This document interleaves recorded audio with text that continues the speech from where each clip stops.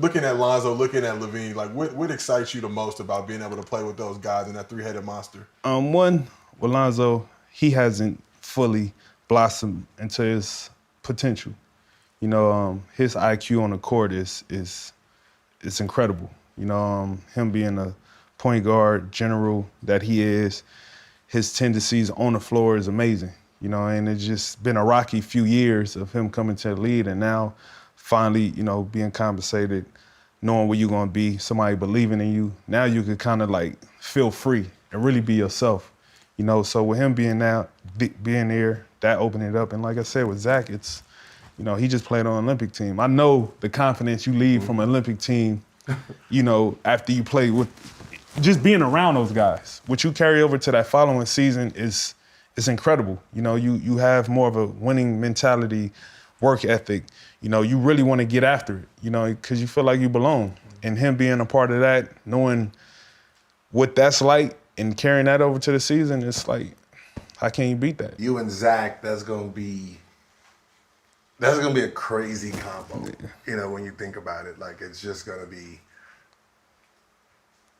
like what 2 and 3. I mean, you try to figure out like, man, like, and that's exactly how I looked at it. You know what I mean? With such a question mark, with such a high ceiling. Mm-hmm. You know what I mean? And you know, I knew as soon as I made that decision, it was gonna be like, oh, to fit this, you know, the whole criticism that come with it, all the bullshit of people who say stuff that never played basketball. Mm-hmm. But for me, I looked at it as a dynamic challenge that could be something special, that definitely will be overlooked in the beginning, but it could turn into something that wasn't expected, you know, and that was how I sat back and looked at it, you know, especially for me, I always think of myself as a basketball fanatic. I watch everybody, you know what I mean, everybody. From the 15th man on the bench to the starters. That just been me my whole career. So watching him and seeing that opportunity be there, and just what you said, it was like me and Zach on the wing. How can this play out? Yeah, you know what I mean? And it becomes so intriguing to where it's like I couldn't turn down the opportunity. Were those dudes recruiting you at all? Were you talking to Zach before? I mean, that's the kind of thing I always wonder. Leading up to free agency, it seems like guys, now obviously in college you're getting the letters and all that good stuff from coaches, but now it's more players. Nobody wants to be caught up in tampering and all that good stuff. So Zach hitting you up like, yo, man, you got to come through and do this. We could really do something special. It really came from Vucevic. Okay. You know, that was my man, and for years, even when he was in Orlando, we always was trying to figure out, like, man, we need to play together. We need to play together. A lot of times it'd be like, you know, BS. Like, you know what I mean? But, you know, when the opportunity presented itself after he got traded to Chicago, we had a conversation during the season when we played them late in the season. It was like, look, you're a free agent. Let's see what we could do. You know what I mean? I'm like, I'm going to keep that on my radar. You know what I mean? And as things transpired, you know, it just started making more and more sense than having my conversation with Zach. And just everything else from there fell into place. The funny thing about, like, summer talks with friends, right? We have the best trades ever. Like, oh, yeah. Like, if you let the players put their teams together, man, every dynasty. Bro, like, but that's the beauty of it. Like, from our perspective, we know that. You know what I mean? And just like the opportunities of just fucking making up a whole trade scenario and playing with guys, it'd be crazy. Like, you know what I mean? Crazy because it's like we've done talk to each other, convinced like, yo, hey, in the summer we gonna come. Yeah. You talk to the team and they're like, yes. Because I remember the LeBron situation where he's in Cleveland, right? And D-Wade, he was like, yeah, you know, we on a boat together. We talking, like, so everybody's thinking like D-Wade's going to the Cavs. Yeah. And it's like, we got done league before you. Right. Like, yeah. Wait, what? Yeah. Like, we done spent 11 days together thinking this is about to happen. Which means is I'm never going to be in foul trouble. So if you look at Booker and Chris Paul, the only time Booker was in foul troubles is when Dennis Schroeder was going off. Because now you have to guard that. But wait, isn't that simple basketball for any team, any situation? If I want to put an offensive player to work, go at him. Yeah, that's you. To stop a lion, you need a lion. You need someone just as aggressive because you put pressure on each other. Now he's working on both ends of the court. So what ends up happening is if that offensive player is allowed to play one-sided basketball, meaning this guy is not a threat.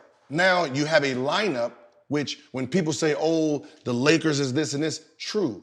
It's the lineup more than the players.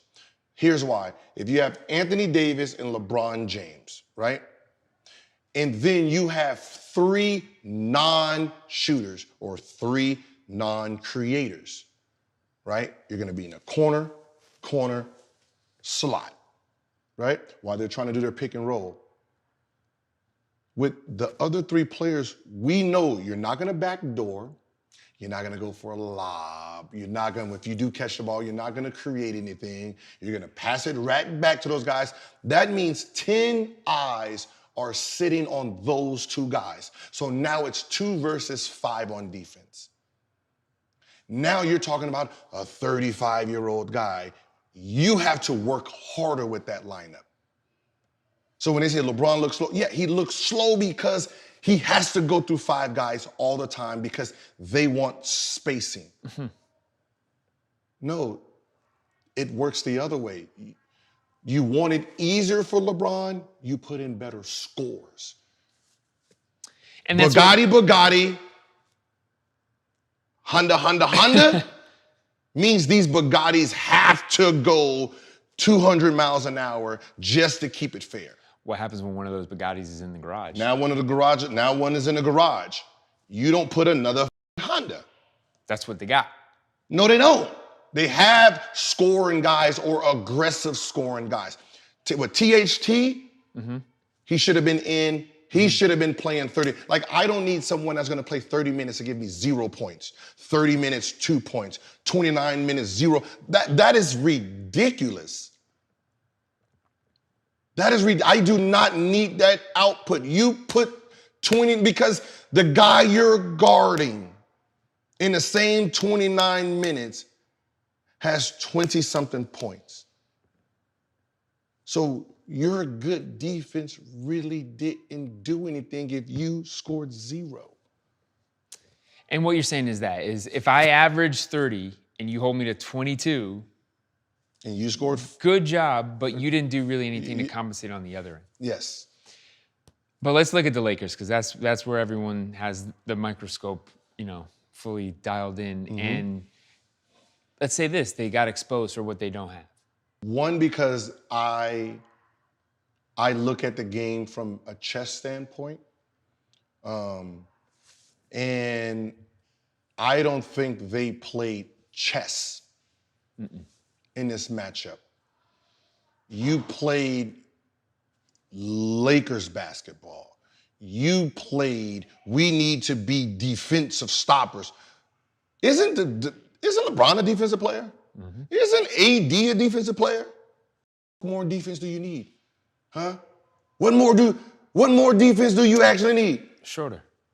Defensive player? How much defense did the Suns have? Mm-hmm. Who on that team is a lockdown defender? Chris Paul, that's it. Nobody else on that team is considered a defense to nothing. And you are an NBA team that scored 10 points in a quarter. In a 12-minute quarter, 10 points. So what are you doing offensively that gives you 10 points against a group that don't actually play defense? That is not Kawhi Leonard over there. That ain't Rudy Gobert over there. That ain't a Paul George over there. That ain't Klay Thompson over there. That ain't Draymond Green over there. And you managed to score 10, 15, and 16 in quarters? Because what you're doing offensively to your team. You got 4, if you want 4, think about it. You got Michael Jordan and you put 4 Dennis Rodmans on the court. What? How many points do you think they're going to score? I wouldn't even say that Michael Jordan, but even if you have Michael Jordan ain't gonna. He has to go through 5 guys now. It makes it harder. It's 5 against 1 now because these guys do not produce anything. Why are we guarding them? We're just gonna load up on Mike. Mike is gonna pass it. They're gonna pass it back. Pass it back. It's gonna be Semi-pro, pass the ball. Hey, that's all the Lakers look like for the most part. Like, so when I say chess, I'm sitting here like do something different. Like, if you know their whole scheme is controlling tempo. Chris Paul, the best point guard in history, assist to turnover ratio. Mm-hmm. That means he's gonna make the best possible play every single time down, right? And then you have Booker, a one-on-one juggernaut at the 1 and 2. Why? And then on defense, those guys don't have to guard anybody.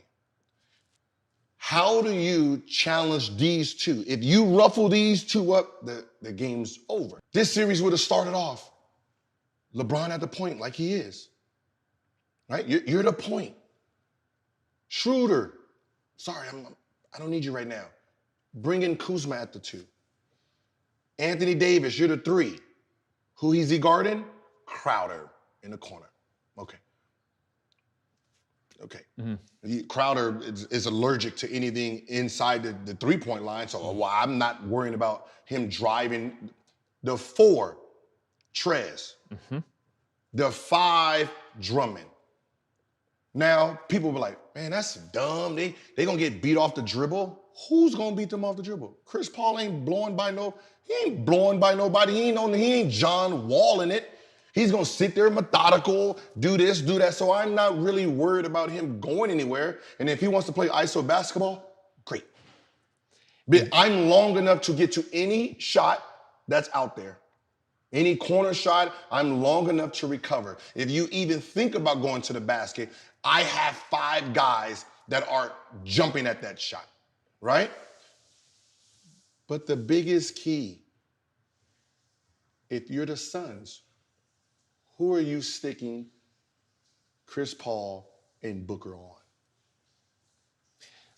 Okay, so there's a lot going on there. And what you're saying is that is the Lakers' basically death lineup.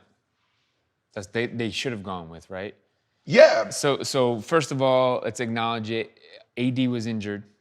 So what they needed to was adjust their lineup based on his injury. AD, I'm talking about before AD was injured, going into that series. So the question mark was, what happened with Trez? That's the guy. You had a 6th man of the year, lost for the series. That's where you could have, to me, that was you're a difference losing. maker. That's what I'm saying, because you're thinking, oh, he's a liability on defense. Like I said, you're using this as a liability. What about their liabilities on defense? Chris Paul got to guard LeBron or Kuzma post. Mm-hmm. Whoever he's not guarding, Booker has to guard. Mm-hmm. That means now Booker or CP3 has to actually play defense, and LeBron is going to put him in the post. You have to double. From there, it's slash to the basket, attacking that back line. Now that's a chess game. On their side, they're going to try to ISO to get you to move. Hopefully they're scoring so you can put the guards back in so they can go back to their advantage. You're staying big so you can keep it. It's chess. Mm-hmm. I'm pushing your strength with my strength and see who's wins. Yeah, see who's wins. Like right now, if I keep Schroeder in or Kuzma, KCP in or Caruso, they're not going to challenge Chris Paul and Booker. So Booker and them are just offensively But even how things started out, you would say that I'll put Schroeder against Chris Paul. And I don't want that. Who doesn't want that? I don't want that. Who doesn't want that?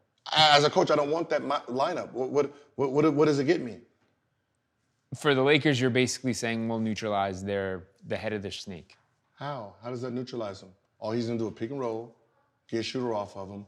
Shooter's now with a big man, Aiden, right? But shouldn't you say I'll let... Think about it. Shooter's with an Aiden because they switch everything. Mm-hmm. So Shooter's down there with an Aiden. They're gonna pass it to Aiden, right? We got a double. You got to double that. Pass it back out. Chris Paul gets it. Wind down. Boom, boom, boom. Well, if Kuzma or LeBron is sticking what's the name, and then they do that pick and roll, there's no double ever. There's no double ever. So now you force Chris Paul to just be a one-on-one player, no rotations,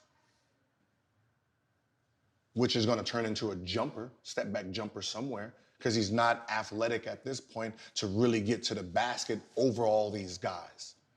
Same thing with Booker.